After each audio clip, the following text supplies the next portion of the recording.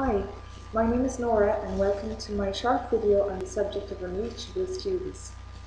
So how to engage students that seem unreachable is the central theme to Larry Berlazzo's article, 8 Things Skilled Teachers Think, Say and Do. Berlazzo argues that this is one of the most difficult challenges for a teacher, yet that this challenge can some way be managed and controlled in the classroom. So Berlazzo argues that teachers need to remember that authoritative beats authoritarian. The teachers need to believe that everyone can grow. They need to understand that power isn't a finite pie. They need to give positive messages. They need to be able to apologise if the situation merits it. They need to be flexible to set the right climate in the classroom and also to teach life lessons. So I think he makes valid points, yet his article is quite generalist in my view. Yes, a teacher should be able to engage unreachable students, but other factors such as the size of the class, the age of the learners, the subject being taught, the class and the curriculum time allocated to a subject, the assessment method, all of these variables can impact on a teacher's level of success with engaging unreachable students.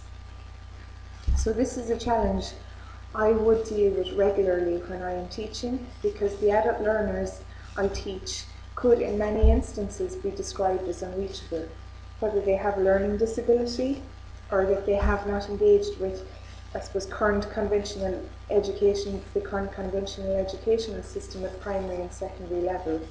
But there are many factors in my favour where I work at the National Learning Network, in that when teaching students, for example, the class size would be quite small, that it could be often under 15 students. Also, a key aim of the organisation would be to address the individual needs of each student. So the subject is taught very much at the student's own learning pace, where possible. And the subjects taught as well are chosen by the students, and they are of relevance to their work placement. So I would teach a range of BTEC level 4 and level 5 subjects, which are of interest and of relevance to the students. So the subjects would include, work experience, workplace safety, communications, personal effectiveness, and the majority of these subjects are flexible when dealing with learners with a wide range of learning styles. So the teacher can then be flexible to varying degrees in the classroom. So, for example, the previous personal effectiveness class I taught, they were mainly young adult males and they had a huge interest in cars, fast cars. So the module required a short assignment on negotiation skills, which had to include real-life examples of negotiation. So I organised the class into smaller groups to role-play buying and selling a car, with a challenge set that the group who would negotiate the best price would win the challenge.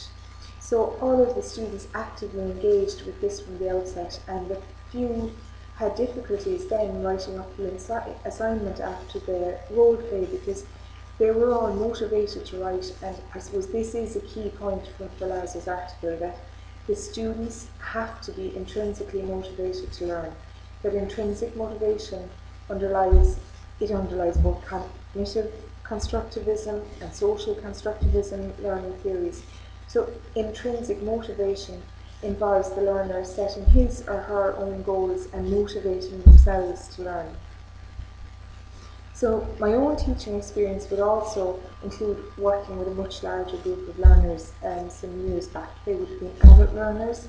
I would have taught marketing, rural enterprise development to a class of approximately 35 agriculture students of a range of ages, but mainly young adult males. And I suppose discipline was always an issue in these classes, but the key to retaining the interest of the students was to keep the material as relevant to their own interests and goals as possible. So I would have related a wide variety of case studies to illustrate points while trying to maintain the interest of students from a wide range of abilities. So I would have brought them on farm and rural business visits where possible, to make this subject matter as interesting and relevant as possible to the student. So again, developing intrinsic motivation in the student should be a priority of any tutor, in my view. Scott Simon, in his article on the principles of constructivism, argued that there were 9 key principles to constructivism. They would include knowledge being actively constructed by the individual, that learning is both an individual and a social process, that learning is a self-regulated process, that it's an organisational process that enables people to make sense of the world. He also argued that cognition serves the organisation of the experiential world. He talked about learning being a socially situated activity, how language plays an essential role in learning, but again, a key point of Simon's was that motivation is a vital component in learning. So many of these points regarding constructivism underline the views expressed in Ferlazzo's article. So it's clear that constructivism is a key learning theory that underpins Ferlazzo's views. But I think it's very important for a teacher to think outside the box, to explore different ways of engaging students, and that keeps the subject matter then real and alive to the student. So, although Ferlazzo's article contains valid points, I think he does not describe in any great detail specific learning situations and the profile of the students involved, because it can often depend on the size of your class, as well as the time allocated to deliver a subject, as to how flexible a teacher can realistically be. But no matter what the learning environment is, a teacher needs to attempt to be aware of the students' interests and goals in the classroom. The teacher needs to try and address their learning styles insofar as is possible, as well as developing a classroom contract, ground rules between the student and teacher to encourage mutual respect and honesty. So collaborative learning, that is a cornerstone of social constructivism and the work of Vygotsky. It's also a very powerful learning tool in the classroom. In fact, the work of Vygotsky and other social constructivists underlies Ferlazzo's above points, because it stresses the value of learning while students attempt to make sense of their own experiences.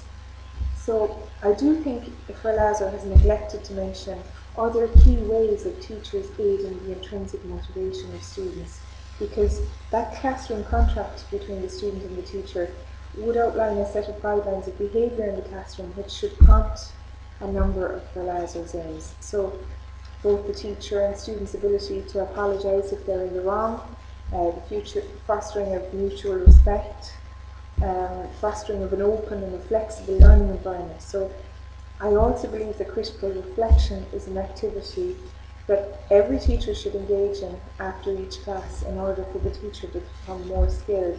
And I feel that this hasn't been touched on at all by Ferlazzo.